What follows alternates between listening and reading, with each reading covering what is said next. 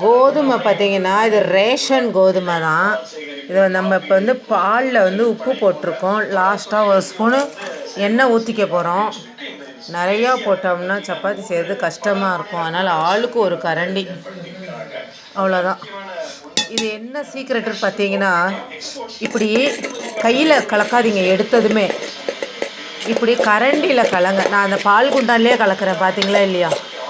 லாஸ்ட்டாக நல்லா இப்படி கிண்டி விட்டுட்டு கடன்னு கிண்டி விட்டுட்டு கை வைக்காதீங்க. இப்போ கையெல்லாம் பிசு பிசு பிசு பிசுன்னு ஒட்டிட்டு ரொம்ப பாடாக இருக்கும்.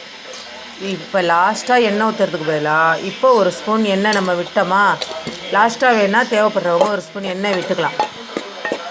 இதையே நல்லா மிக்ஸ் பண்ணி விட்டுட்டு முடிஞ்ச அளவு மிக்ஸ் பண்ணிட்டு லாஸ்ட்டாக கை வைங்க. ஓகேவா? பார்த்தீங்களா எந்த அளவு வந்துருச்சுன்னா, நம்ம கையில் வந்து ஒட்டாத அளவுக்கு மாவு வந்துருச்சா, குலோப் ஜாமுன் மாவு மாதிரி பூ போல். இப்போ இந்த கரண்டி எடுத்துகிட்டு இப்படி நல்லா பிணைஞ்சி விட்டிங்கன்னா ரவுண்டாக பந்து போல் வந்துடுங்க.